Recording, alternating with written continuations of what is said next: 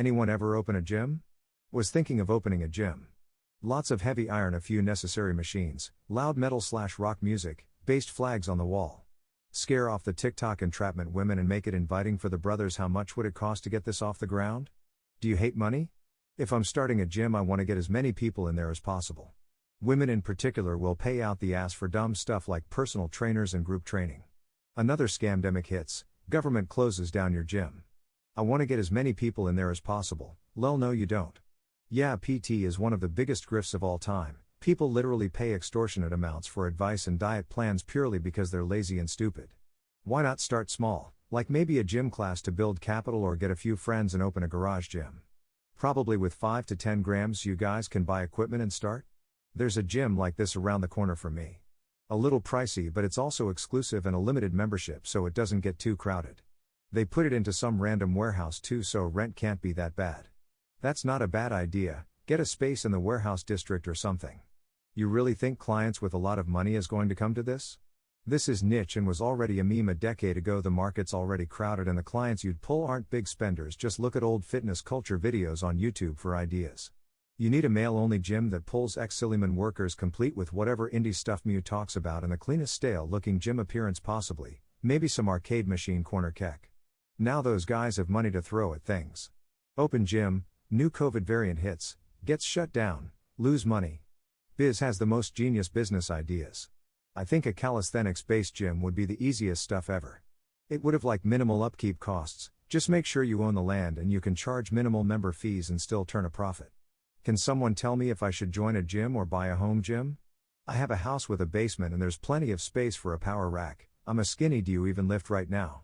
My company covers $2,000 a year for health and fitness related stuff, so I was thinking of buying a Rogue Fitness power rack, barbell, plates and bench. I've been to gyms in the past, but it was always a pain to drive there since I live sorta far out and sometimes equipment would be occupied. Only thing I'm worried about is lifting alone without a spotter.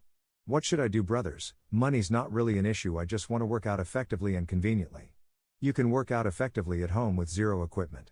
As a long-time lifter, I prefer the gym. But if you do have to do home gym, invest in a power rack and an adjustable bench. Stick primarily to dumbbell workouts, doesn't take much. Nowhere is safe, brothers. I've gone to a gym like this already for years. It's being taken over by thoughts as we speak. There's actually a demand I've seen firsthand for gyms that cater more to bodybuilding than cardio and meme stuff. At every gym I've gone to, they only have a few squat racks and a few benches. You overhear everyone complaining all the time that there isn't enough barbell equipment, while 70% of the gym is cardio stuff that doesn't get used. If you were to open up a standard gym but with 2 to 3 times the amount of benches, dumbbells, squat racks, etc., I think you'd have a pretty good business model on your hands. Not only is that stuff cheaper than machines, it's more popular right now. The majority of gyms haven't caught up to what the young people are doing. Most of the girls are doing barbell stuff like squats, deadlifts, hip thrusts now. There's very little money in owning a gym. If you don't pay rent on the property, you can probably barely make it work, but you'll probably still make less money than if you were to just rent it to someone else as a commercial unit. Think about how much a membership is and how many you'll need to cover overhead, electricity, replacing equipment, insurance, etc., and pay yourself a wage. The reason the CrossFit model worked was because they charged a lot more since it was mostly class-based. Globo gyms make money through PT rent, sometimes even offering unpaid work to use the place to train clients for free, etc. Also a huge amount of memberships that barely use it, but it's cheap enough they keep paying it anyway because they'll start using it next month. Basically, unless it's a passion project and you're happy to make enough money just to keep the place running, then a spit and sawdust gym is a terrible investment. I like it nice and quiet in my gym. It's my dream one day to have a gym that's guys only. It's gonna be called Guy Heaven. The gym I go to right now is horrible. It's like a nightclub. You have a bunch of stupid thoughts running around videotaping everything.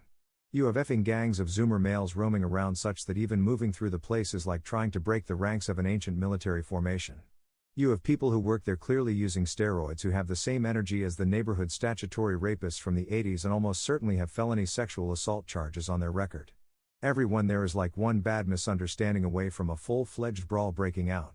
This only within the last 2 years that it has gotten this bad, so no idea what happened.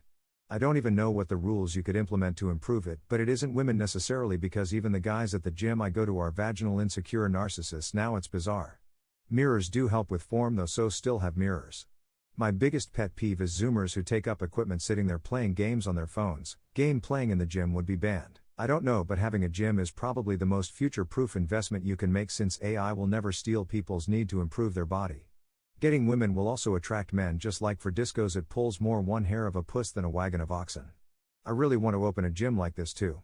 Powerlifting, Olympic lifting, boxing/jiu-jitsu/MMA lessons, sleds, turf, etc. would have an outdoor and indoor area and a pool too. $100 per month for classes and pool, $40 per month for gym and pool, $30 per month for gym. 6 a.m. to 11 p.m. every day, and maybe a premium 24-hour membership add-on to each tier. It's my dream.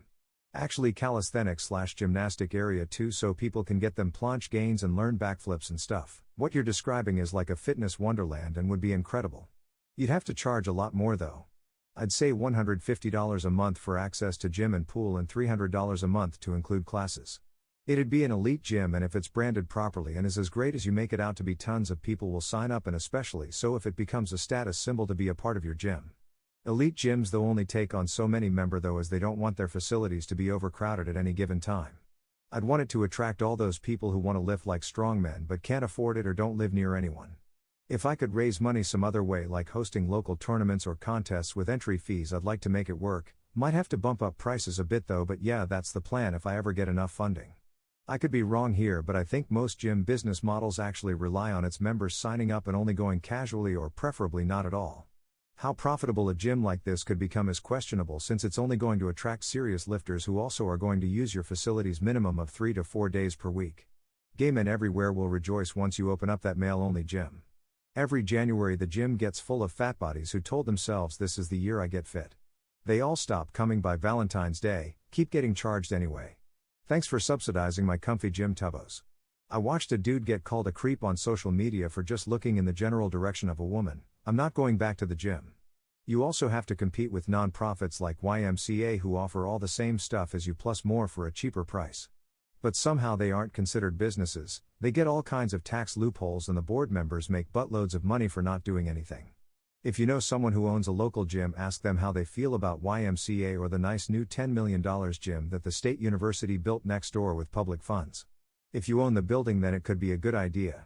While you'll have a smaller pool of potential clients, some people will come to your place, especially because they can grunt, pump iron and talk smack without getting complaints. Those clients are unlikely to leave, and since your business costs are low, get a Mexican to clean the place 2 times a week, and on the other days just wipe the seats before closing. You can also operate at a profit with less people. Women will likely always flock to the newest and fanciest gym, or the closest one, so trying to compete for female clients with the $2 million gym down the road might not be worth it. Real money in rusty iron gyms is made by selling anabolic steroids, but that's not very legal. Actually, I think there's a market for this. Where I am, all fitness or full light mode with stupid BS music. Coaches sounds gays if there are not. This is kinda weird. I come here only to do some basic training, pull-ups, muscle up, etc., and I don't do any machine-only leg press. If I could pay 50% less and go to a basic-based gym, there's no hesitation I'd go there. Ironman triathlons. I like your idea. I actually think if I had to start something it'd be this. But not too much rock and roll BS either. It's not for gay motorbike silly heads. A simple masculine/mature environment. Also with real trainers, coaches, boxing trainer, an army veteran, a reputable runner, things like these. The reason gyms like this aren't everywhere is because they barely make money. Every guy who goes into a gym hates the banks of cardio machines, useless weighted machines, and massive floor space dedicated to niche calisthenic stuff, whilst that same gym only has 2 bench press stations. Nobody even thoughts like that stuff. However, by filling commercial gyms with crap nobody uses, they cut down on maintenance costs massively. Most damage to gyms and equipment is done by the hardcore lifters and free weight users, so they keep just enough useful equipment in so people still use it, but without it being prohibitively expensive to maintain. Additionally, gyms don't want people to get injured and sue, which is why they have to take maintenance seriously. Your alpha male gym would be great until you realize that after a couple months all the cable machines are broken, the benches are on the verge of collapsing, which could lead to broken necks and ribs and all need replacing.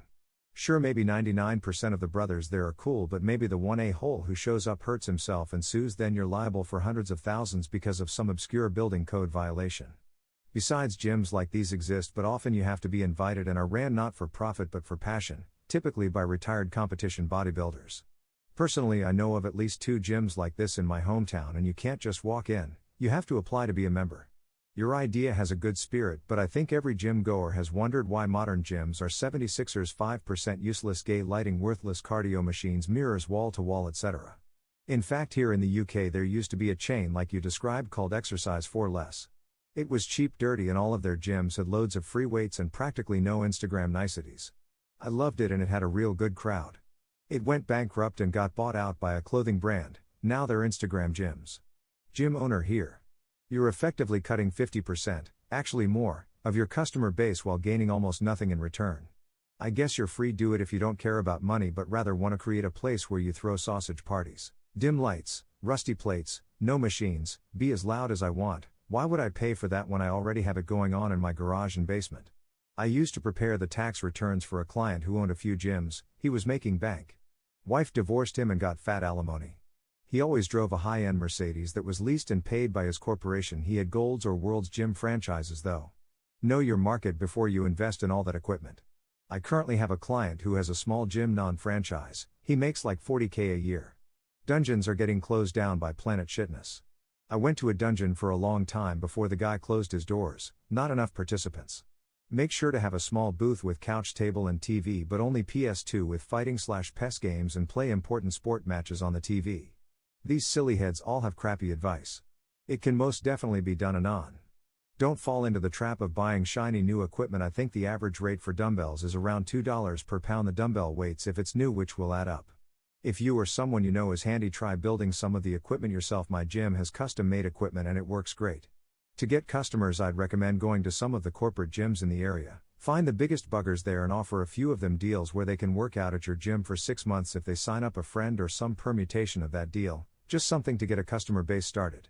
I like the idea just because it's a place that doesn't commonly exist otherwise, but it's a pretty bad business model to design it in a way that half the gym going population, thoughts and dudes that actually want thoughts around in their gym wouldn't be interested from the start. I go to a gym like this, it's been around since 1999 I believe. There are no mirrors, barely any machines.